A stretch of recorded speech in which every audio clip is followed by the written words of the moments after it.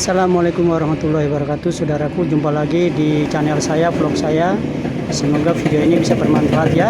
Jangan lupa like, komen, dan subscribe. Bantu ya.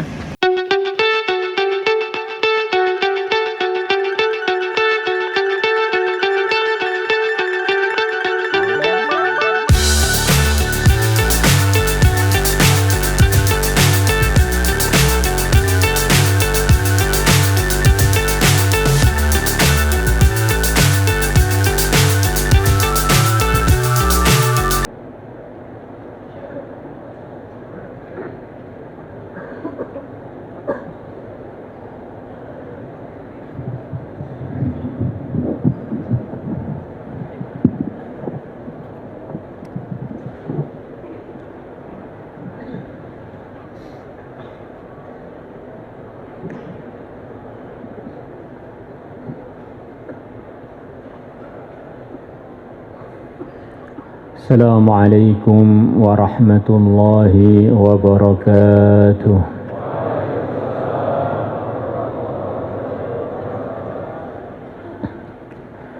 إن الحمد لله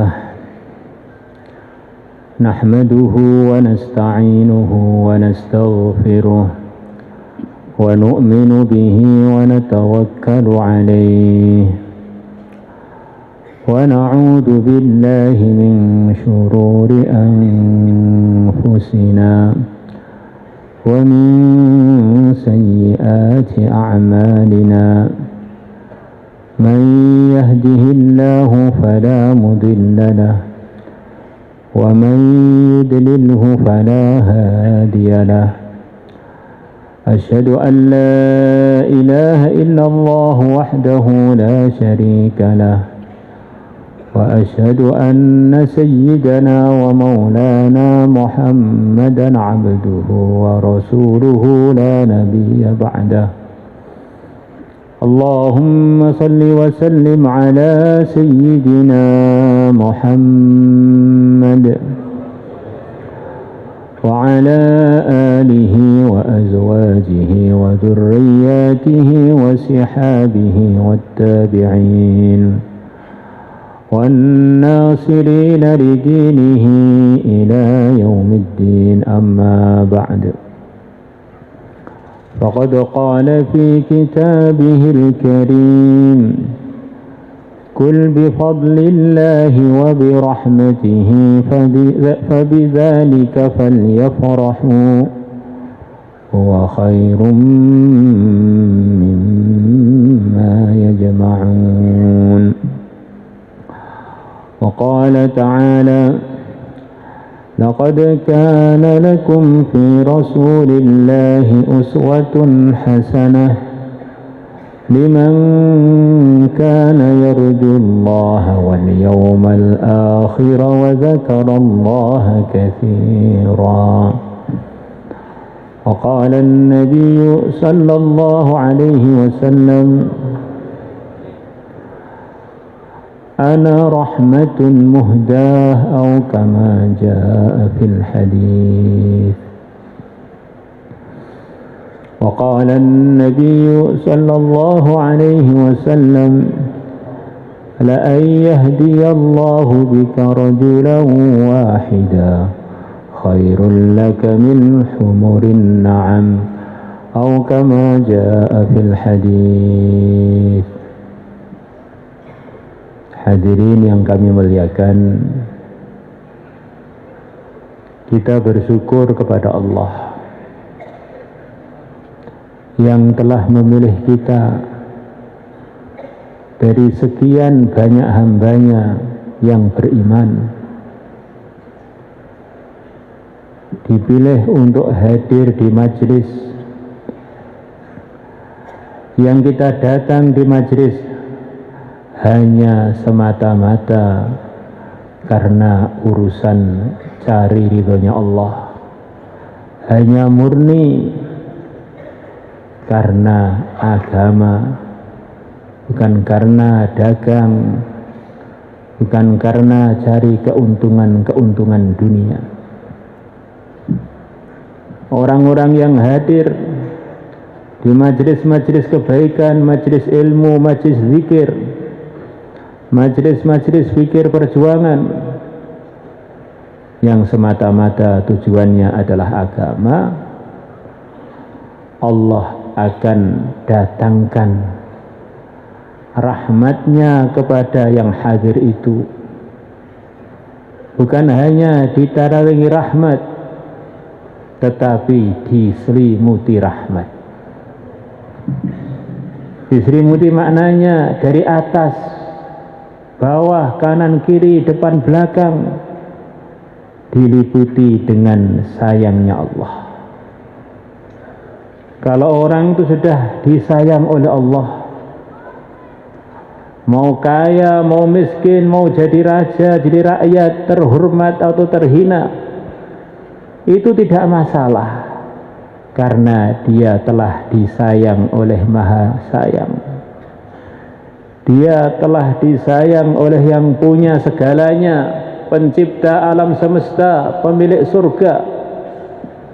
Orang yang telah disayang oleh Allah, dia ini adalah penduduk surga yang tinggal menunggu panggilan untuk walimahan dengan bidadari-bidadari surga, yang mana mereka para bidadari diciptakan dari za'faran, khuliqna min za'faran, tidak ada penguknya sama sekali. Ini disiapkan oleh Allah untuk hamba-hambanya yang beriman. Semoga Allah kekalkan iman kita, husnul khatimah, membawa iman dan disayang oleh Allah dengan asbab kita hadir di majlis ini. Hadirin yang dimuliakan Allah,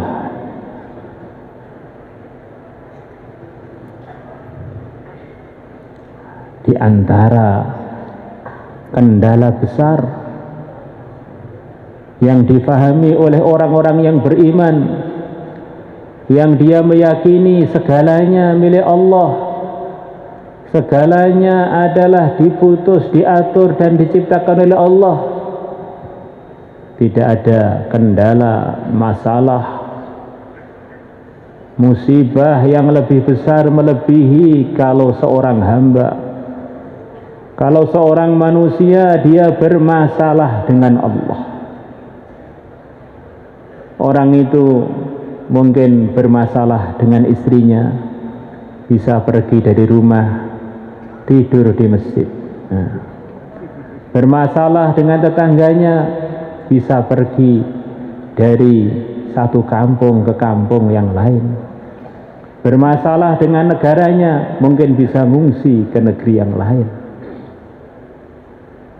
Bermasalah dengan mertuanya, mungkin bisa cari mertua yang lain. Tetapi kalau orang bermasalah dengan Allah, mau lari kemana? Dunia milik Allah, akhirat milik Allah, alam kubur milik Allah, alam mahsyar milik Allah, akhirat yang kekal abadi milik Allah. Kalau orang itu sudah bermasalah dengan Allah, tidak ada solusi kecuali kalau dia diampuni oleh Allah.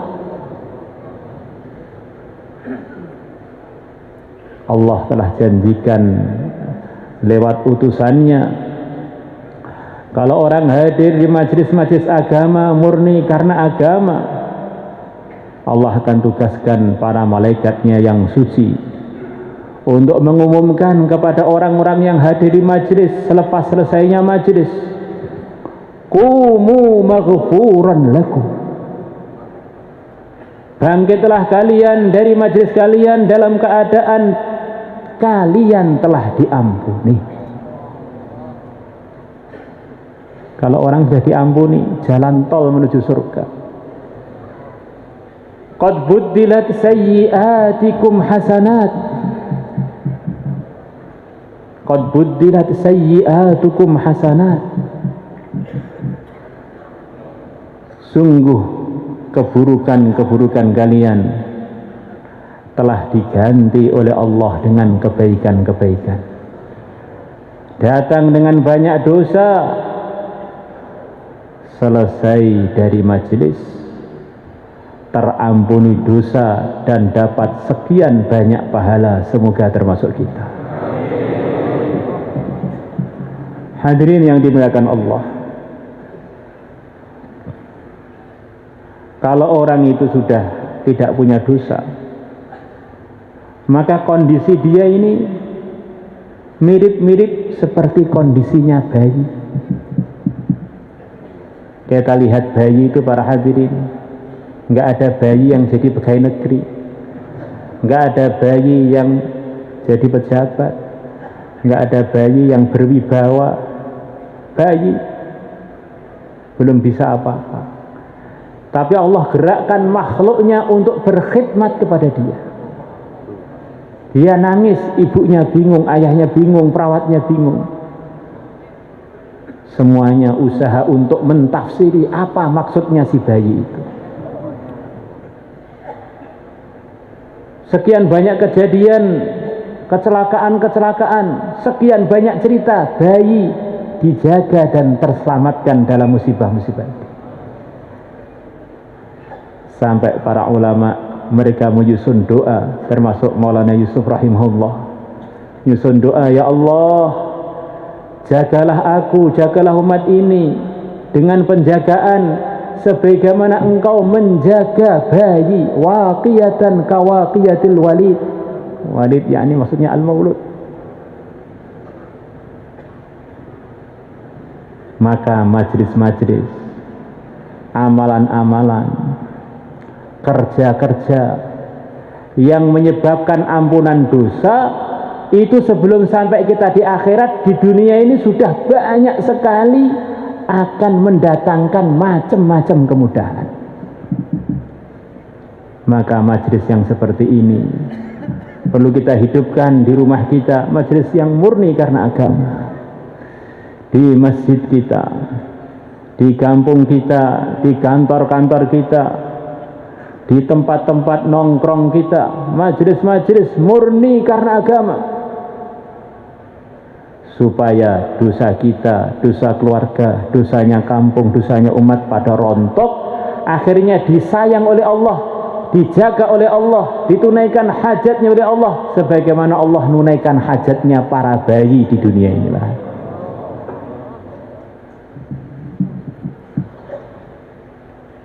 Hadirin yang dimuliakan Allah Subhanahu wa taala, kalau orang telah diampuni oleh Allah, maka kondisi dia ini mirip-mirip seperti penduduk surga. Penduduk surga ini belum boleh masuk surga walaupun sudah ada jatahnya sebelum tercuci dari dosanya. Allah telah resmikan ketika penduduk surga masuk surga, walakum fiha ma tashtahihil anfus wa taladzul a'yun wa antum fiha khalidun.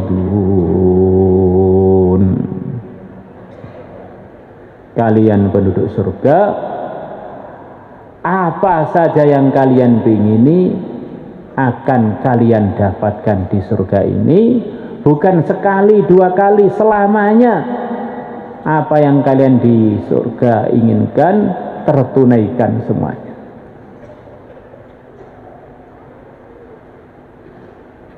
Insyaallah kita semuanya niat berhati.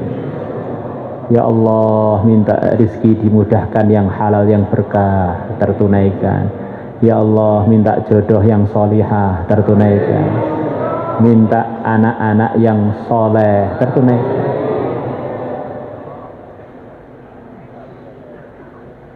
Kalau orang itu sudah terampuni dosanya. Hadirin yang dimuliakan Allah Subhanahu wa taala, kita bersyukur kepada Allah yang telah menjadikan kita bagian dari orang yang beriman. Orang itu dipilih oleh Allah untuk orang beriman itu nikmat yang terbesar para hadirin. Karena iman itu adalah kuncinya surga. Karena iman itu adalah kuncinya terterimanya semua amal.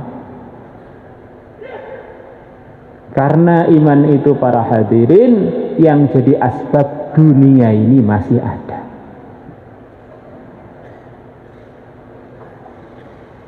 Manusia ada ajalnya, hewan-hewan ada ajalnya, bahkan kendaraan kita pun ada ajalnya, bahkan perabotan rumah tangga kita juga akan ada ajalnya. Suatu hari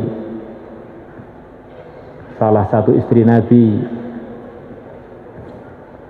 melihat Sayyidina Anas radhiyallahu anhu sedang berkhidmat kepada Nabi kita dengan membawa wadah istrinya Nabi. Kemudian wadah tadi jatuh pecah. Maka istri Nabi, wanita tersolihah sepanjang masa, marah pada Sayyidina Anas. Ini perabotan saya kamu pecahkan. Ini normalnya wanita itu kalau perabotannya pecah atau hilang susah. Kalau nggak susah itu nggak normal itu. Itu sudah nggak peduli pada kehidupan keluarga itu, Masya Allah. Katanya begitu itu.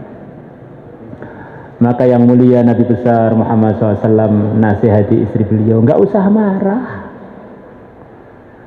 Setiap yang ada di dunia ini akan ada batas akhirnya, akan ada ajalnya. Termasuk wadah-wadah, termasuk wadah kamu yang barusan pecah, memang itu sudah ajalnya, sekarang sudah tutup tugasnya di dunia ini. Begitu pula dunianya sendiri itu ada ajalnya.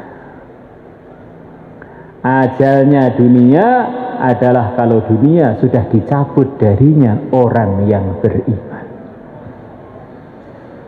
Dunia terjadi huru hara, belum datang ajalnya.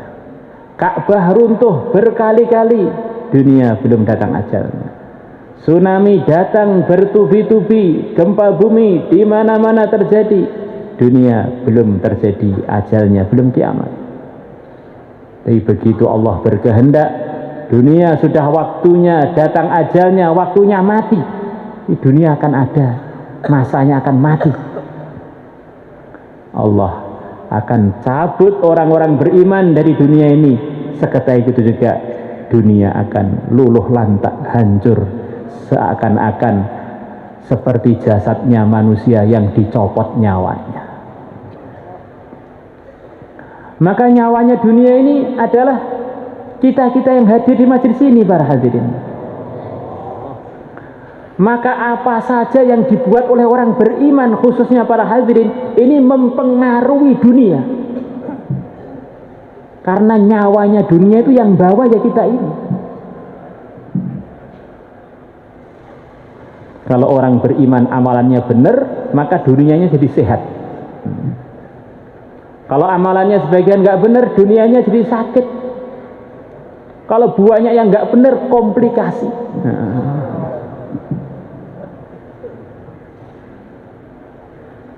Jadi pemilik-pemilik dunia ini yang resmi adalah orang-orang beriman. Yang lainnya ini adalah nunut makan minum pada orang beriman. Maka kalau yang punya itu benar, nanti yang nunut-nunut pun dapat berkahnya. Tetapi kalau yang beriman ini nggak benar, yang diikuti nggak benar, nanti akan mempengaruhi seluruh kondisi yang ada di dunia.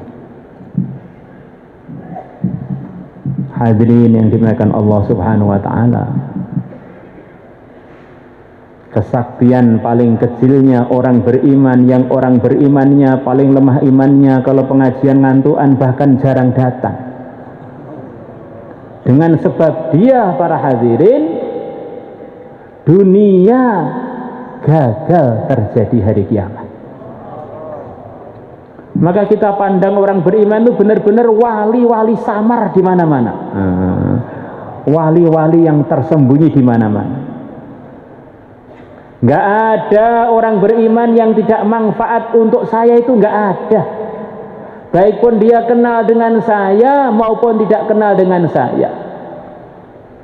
Baik pun dia ini mau doakan saya maupun tidak mau doakan saya.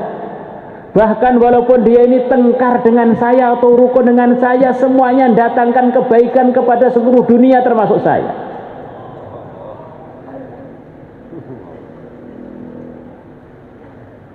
Kan kadang-kadang kita ini nganggap orang beriman yang manfaat itu adalah orang beriman yang kenal dengan kita, orang beriman yang rukun dengan kita, orang beriman yang setuju dengan kita, orang beriman yang jadi teman kita.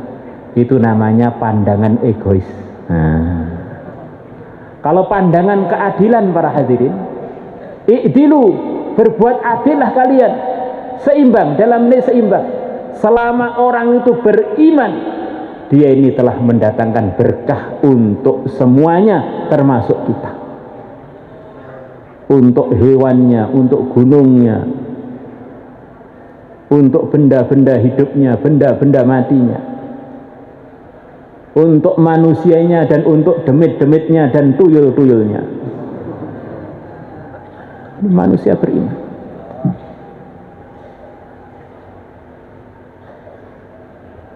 Maka kita bersyukur dijadikan bagian orang yang beriman. Tidak ada perkara yang lebih perlu dan lebih penting untuk kita rawat, kita perjuangkan, kita pertahankan melebihi iman para hadirin. Yang lainnya boleh kita korbankan, tapi iman tidak boleh para hadirin. Disitulah harapan terakhir kita akan bisa jadi bagian penduduk surga. Hanya dengan iman, tidak dengan yang lain. La taqumus sa'ah hatta la yuqala fil ardi Allah, Allah, Allah. Tidak akan terjadi hari kiamat sehingga di dunia ini sudah tidak dikatakan lagi Allah, Allah, Allah. Tidak ada orang yang beriman lagi. Dunia datang ajalnya, kukut kiamat, tidak diizinkan untuk ditinggali oleh siapapun. Ada orang beriman para hadirin, selepas beriman dia sempurnakan dengan sebagian amal. Jadi tentu saja ini orang iman yang lemah imannya, dunia tidak kiamat para hadirin. Di dunia yang ada tinggal dia saja. Tapi karena tinggal dia dan amalnya nggak punya, dia punya iman tok. Mungkin aja setiap detik dunia ini tsunami, gempa bumi, mungkin huru sana, tapi tetap nggak kiamat. Karena masih ada nyawanya. Seperti orang yang nyawanya tinggal menderit-menderit tapi nggak mati-mati, kejal, tetap dunia tidak kiamat. Mungkin kondisinya nggak karu-karuan dunia, tapi nggak kiamat. Karena jantungnya dunia berupa orang beriman masih ada, walaupun tinggal beberapa persen. Entuk tapi nggak mati-mati. Nanti kalau orang beriman itu tambah amal. Anggap saja dia baca ayat kursi para hadirin. Orang beriman yang baca ayat kursi, lebih 50 hadis Nabi kita bersabda mengenai fadilahnya ayat kursi kalau diucapkan oleh orang-orang beriman. Di antaranya Allah akan jaga dia, akan jaga hartanya, akan jaga tetangga-tetangganya. Kalau setiap orang beriman baca ayat kursi, tambah amalan namanya baca ayat kursi, berapa banyak perbaikan ada di muka bumi ini para hadirin. Ini dari iman baru tambah ayat kursi, belum yang lain. Semua orang beriman yang ada di dunia ini para hadirin, yang sudah punya istri, yang pengantin baru, anggap saja yang di sini ini pengantin baru semua. kemudian ketemu istri, kemudian baca bismillah, baca ta'awud, bismillah, Allahumma jannibna wa jannibis syaitan fima razaqtana. Kemudian terjadi anak, anaknya tidak akan bisa digoda syaitan selamanya. Berapa puluh ribu anak soleh, anak solehah muncul dari majelis ini para hadirin.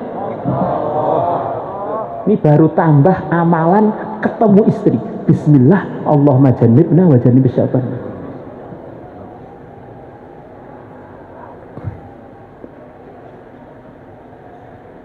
Kalau orang beriman, tambah lagi amal. Keluar dari rumah doa. Bismillah, tawakkaltu 'ala Allah, la quwwata illa billah. Aku keluar dari rumah dengan menyebut nama Allah. La quwwata illa billah. Saya tidak punya kekuatan kecuali kalau ditolong Allah. Kalau orang beriman keluar dari rumahnya bilang begitu itu, Allah akan beri dia berbagai macam jaminan, diantaranya hudita, kamu akan dibimbing oleh Allah. Kufita, kamu akan dicukupi oleh Allah. Wukita, kamu akan dilindungi oleh Allah. Kalau semua orang beriman keluar dari rumahnya begitu itu, berapa juta orang beriman, 1,5 miliar orang beriman terjaga, dapat hidayah, dicukupi, selesai masalahnya semua para hadirin. Maka tidak ada usaha di dunia ini yang lebih penting melebihi usaha sebelum yang lain-lain untuk memperbaiki seluruh dunia. Melebihi orang iman itu suruh nyadar, ngerawat imannya, disempurnakan dengan amalan-amalan. Kadang-kadang orang itu ngeluh sana, ngeluh sini. Mulai Pak RT sampai Mbah Dukun semuanya dicurhati. Tapi ganti Allah malah nggak diingeti. Pak RT sampai Mbah Dukun itu semuanya hanya makhluk yang tidak bisa buat apa-apa, bahkan dia hakikatnya nggak ada, tanpa dikehendaki Allah untuk ada, nggak ada. Sebelum ada nggak bisa buat apa-apa, selepas ada tanpa Allah juga nggak bisa buat apa-apa.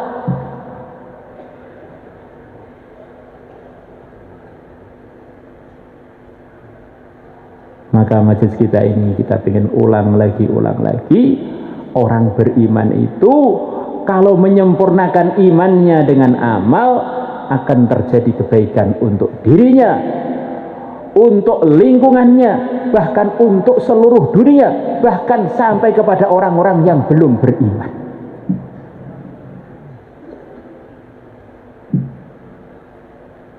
Hadirin yang dimuliakan Allah Subhanahu wa taala, diceritakan oleh para ulama,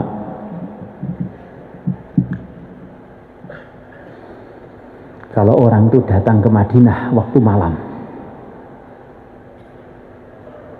maka dia akan mendengar dari rumah-rumahnya orang Madinah, rumahnya para sahabat, yang kata sebagian muarrikhin, sebagian para sejarawan, mayoritas penduduk Madinah yang jadi asbab hidayah seluruh dunia, dari generasi ke generasi sampai majelis kita ini diterangkil ini para hadirin. Ini kampungnya yang diisi itu tidak terlalu luas. Bagi yang pernah umroh, pernah ziarah Nabi Sallallahu Alaihi Wasallam di Madinah, mayoritas penduduk Madinah itu rumah tinggalnya kurang lebihnya yang sekarang di dalam pagar Masjid Nabawi, kurang lebih 40 hektar, itu pun kurang. Tetapi isinya itu orang-orang yang bermutu, isinya adalah orang-orang yang terbaik selepas para anbiya. Innallaha akhtara ashabi 'alal 'alamin siwan nabiyyin wal mursalin. Sesungguhnya Allah telah memilih sahabat-sahabatku melebihi seluruh makhluk. Banyak ulama mengartikan al-alamin itu al-makhlukin, biar mudah, melebihi seluruh makhluk. Siwan nabiyyin wal mursalin, selain para nabi dan para rasul, yang terbaik adalah sahabat-sahabatnya yang mulia, Nabi besar Muhammad sallallahu alaihi wasallam.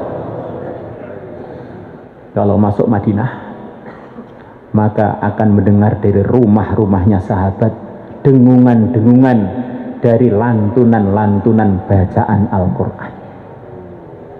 Ini suasana kampung yang jadi asbab hidayah ke seluruh dunia.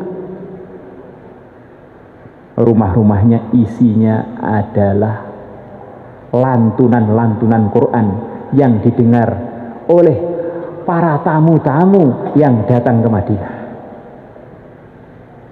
Mungkin di sini banyak orang Temboro. Sekarang kalau orang Temboro malam-malam tamu-tamu datang ke Temboro, dengar apa dari rumah-rumahnya? Katanya namanya Madinah Van Java. Apa yang kedengaran? La ilaha illallah. Bacaan-bacaan Al-Quran ini para hadirin mendatangkan berbagai macam rahmat, anugerah, penjagaan, perlindungan dari Allah. Telah datang seorang pemuda sahabat kepada yang mulia Nabi besar Muhammad sallallahu alaihi wasallam. Dia melaporkan kepada Nabi, ya Rasulullah sallallahu alaihi wasallam, saya punya teman yang dia ini banyak berbuat pelanggaran. Maka yang mulia Nabi besar Muhammad SAW bertanya, apakah teman kamu itu masih rutin membaca Al-Quran? Maka yang melaporkan tadi mengatakan, iya, masih rutin baca Al-Quran. Maka Nabi SAW bersabda kurang lebihnya, bacaan Qur'annya akan menghentikan dia dari kenakalan-kenakalan yang barusan kamu laporkan.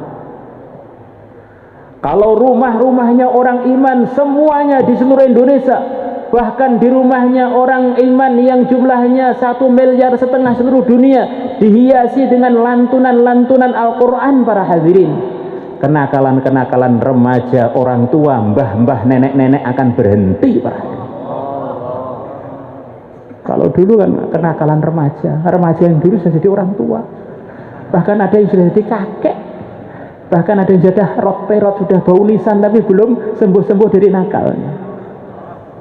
Maka gerakan amal, tambah sempurna amal, tambah sempurna anugerah-anugerah Allah yang akan diberikan kepada hamba-hambanya yang beriman kemudian beramal. Ini satu gambaran. Maka para sejarawan mereka mengatakan, bisa dikatakan banyak sekali atau bahkan mungkin hampir semua sahabat-sahabat yang bisa baca Quran, karena tidak semuanya bisa baca Quran. Mereka punya amalan namanya baca Quran, mulai dari juz pertama sampai surat An-Nas. Di antara wiridan rutinnya para sahabat adalah khataman Quran. Ayahnya punya khataman, mantunya punya khataman, istrinya punya khataman, cucunya punya khataman, pegawainya punya khataman, Masya Allah. Siapa yang baca Al-Quran dari awal sampai akhir kemudian khatam, kemudian dia berdoa, Allah akan kabulkan doa-doanya. Ayahnya khataman, anaknya, istrinya ngamini, ya Allah, saya punya hajat, anak saya ini mau buka toko, minta berkah, minta laris, ya Allah, amin, amin, buka toko laris. Ya.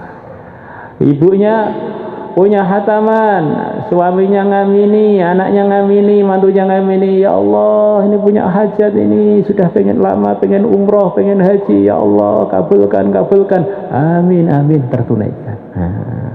Kemudian mantunya punya khataman, diamini oleh mertuanya, ya Allah, saya ini pengen macung DPR. DPR yang soleh, lurus, amanah, amin, amin, jadi tanpa pilihan. Masya Allah, kalau seluruh rumah ini ada khataman-khataman Quran, berapa hajatnya keluarga-keluarga muslim seluruh dunia tertunaikan.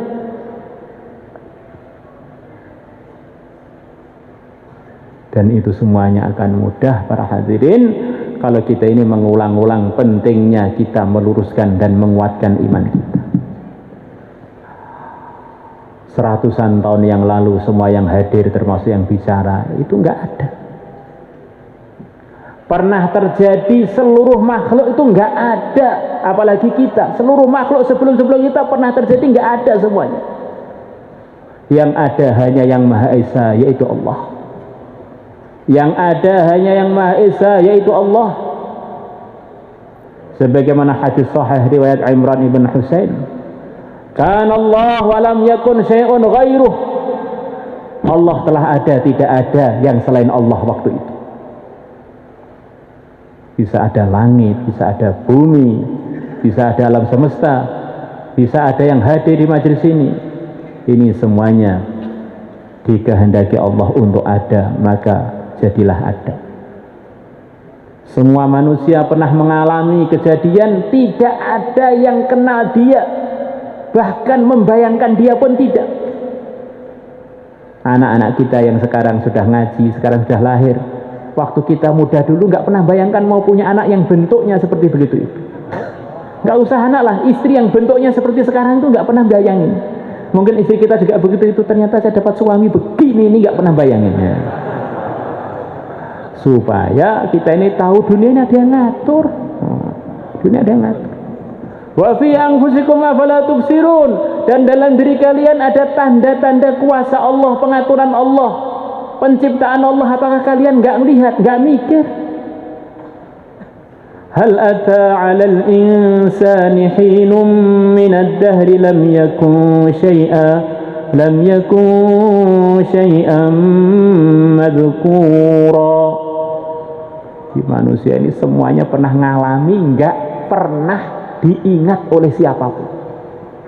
Kita 50 tahun yang lalu, 70 tahun yang lalu, mayoritas dari kita nggak diingat, nggak dikenal, bahkan nggak dibayangkan oleh siapapun. Termasuk nggak dibayangkan oleh mertua-mertua kita sekarang, Masya Allah. Termasuk oleh istri kita sekarang, bahkan oleh diri kita sendiri nggak pernah bayangkan kita ini mau lahir di dunia ini. La ilaha illallah. Allah subhanahu wa ta'ala telah kirimkan para anbiya untuk menerangkan pada kita bahwa yang menciptakan, bahwa yang menentukan, bahwa yang mewujudkan, yang memiliki, yang mengatur hanya satu, yaitu Allah. Yang datangkan manfaat hanya Allah, yang datangkan mudarat hanya Allah, yang datangkan semuanya hanya Allah, yang tidak mendatangkan juga hanya Allah.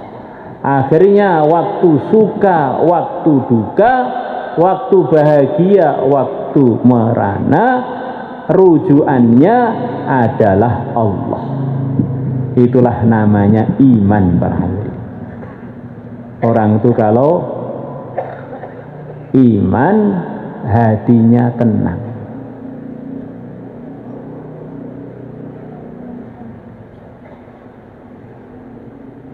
Karena paham yang ngatur itu hanya satu, yaitu Allah. Dia tidak bingung. Yang ngatur itu hanya satu, yaitu Allah. Waktu susah saya berharap kepada Allah, waktu bahagia saya berharap kepada Allah. Waktu susah saya minta pertolongan kepada Allah, waktu bahagia saya bersyukur kepada Allah. Dan apa yang dia kerjakan semata-mata karena Allah, apa yang dia tinggalkan semata-mata karena Allah. Kata para ulama, manusia di dunia ini termasuk jin itu terbagi dua saja sebetulnya. Pertama, manusia merdeka. Yang kedua, manusia yang hidupnya di dalam perbudakan karena kesalahan dalam imannya. Manusia yang merdeka itu adalah yang merasa, meyakini bahwa dia ini hamba Allah, Yang menciptakan segalanya hanya Allah, yang menentukan hanya Allah, yang mengatur hanya Allah, yang memiliki hanya Allah. Akhirnya tawajuh dia 24 jam menghadapi masalah apapun kepada Allah. Hatinya itu enak, satu jurusan. Senyum karena Allah, diem karena Allah, bergerak karena Allah, tidur karena Allah, makan karena Allah, puasa juga karena Allah. Nyaman. Ini memang hambanya Allah, jadi merdeka. Yang kedua adalah orang yang lupa bahwa dia ini punya Tuhan namanya Allah, atau lalailah. Akhirnya dia ini ditegur oleh Allah.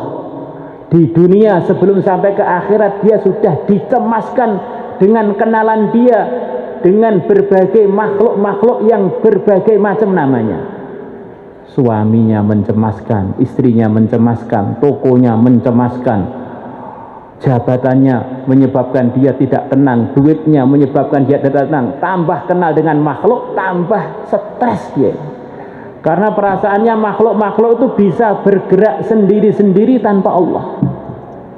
Akhirnya dia jadi budaknya sekian banyak makhluk gara-gara keyakinan dan perasaan dia yang salah tadi.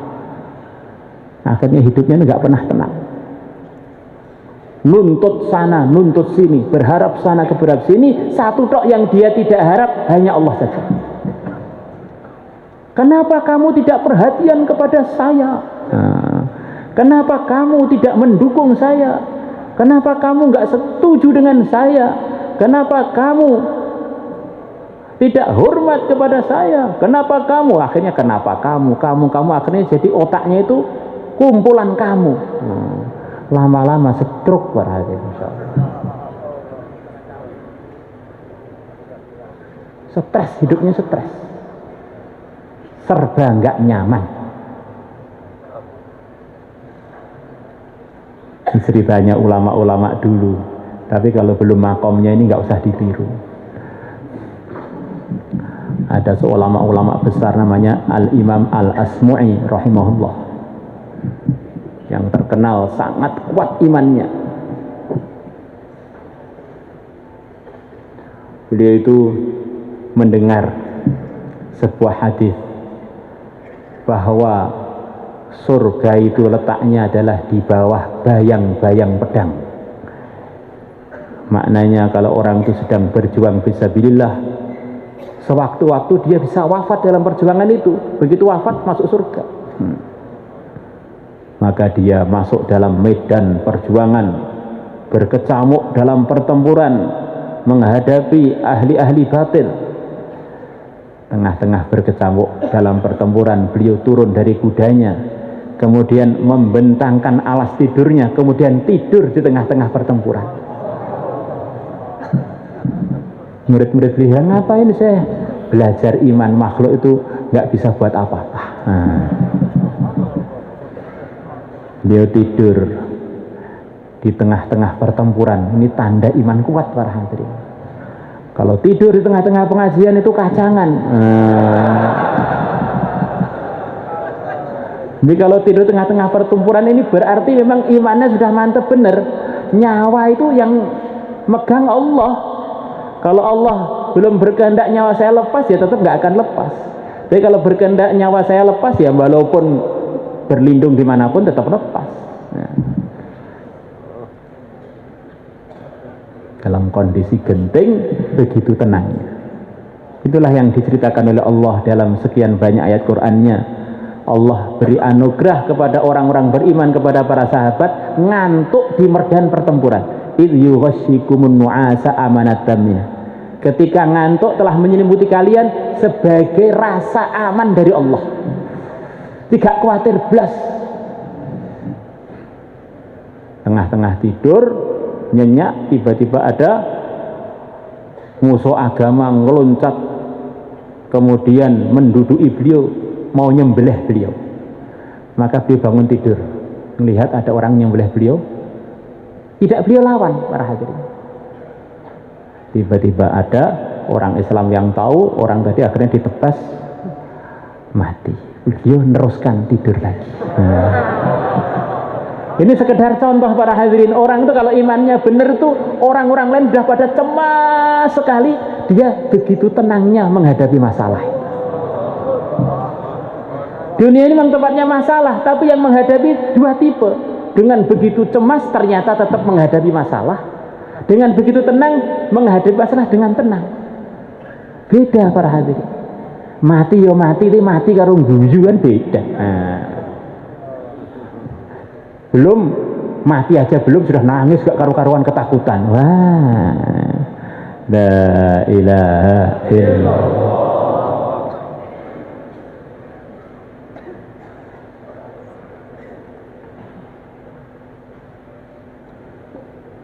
Diceritakan ada seorang ulama besar di negeri Mesir yang begitu wibawa. Yang saking wibawanya beliau ini, kewibawaannya melebihi raja waktu itu, sampai raja itu jadi cemburu. Ini orang soleh ini wibawanya ngalah-ngalahi saya ini. Akhirnya beliau ditangkap tanpa salah, dimasukkan penjara. Begitu dimasukkan penjara, disiapkan singa yang telah dilaparkan sekian lama, dimasukkan ke penjara beliau supaya memakan beliau. Maka begitu singa tadi melihat orang soleh tadi para hadirin, bukan menerkam malah menunduk, merunduk, kemudian menjilati kaki beliau. Masya Allah.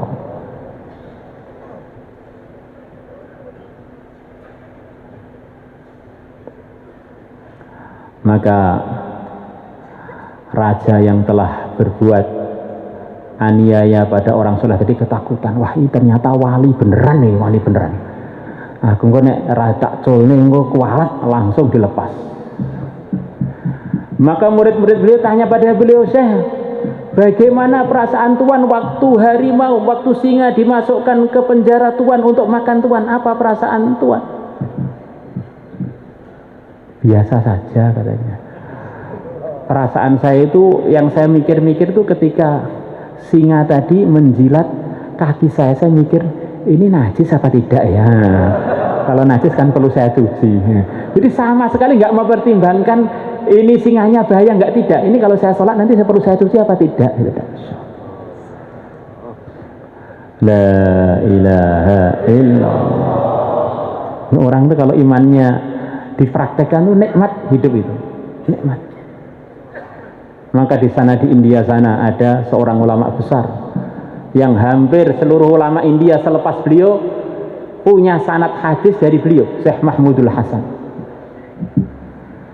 yang mana beliau ini hidup di zaman penjajahan Inggris yang sangat menyusahkan penjajah waktu itu, karena di mana-mana dengan sebab beliau muncul majelis-majelis kebaikan. Akhirnya tanpa beliau salah dipenjara. Begitu beliau dipenjara, penjara jadi pesantren para hadirin. Maka orang-orang Inggris berpendapat ini karena beliau dipenjara bersama orang-orang beriman, akhirnya menghormati beliau, akhirnya pada ngaji pada beliau. Akhirnya beliau dipindah lagi, dipenjara semuanya orang Hindu. Begitu orang Hindu melihat beliau para hadirin, pada tertarik, pada masuk Islam, saat penjara masuk Islam semua. Wah, ini Mahmudul Hasan ini buat gara-gara aja. Akhirnya orang Inggris menyiapkan ular yang begitu besar, yang besarnya cukup untuk memakan beliau. Dilaparkan sampai sekian minggu, selepas lapar beneran dimasukkan ke ruangan beliau. Waktu itu beliau sedang wiritan, sedang melafatkan kalimat tauhid, yang pelafatan tadi dipraktekkan di dalam sikap hidup, bukan hanya diomongkan tetapi difahami artinya, bukan hanya difahami artinya tetapi dipraktekkan dalam sikap. Itulah sempurnanya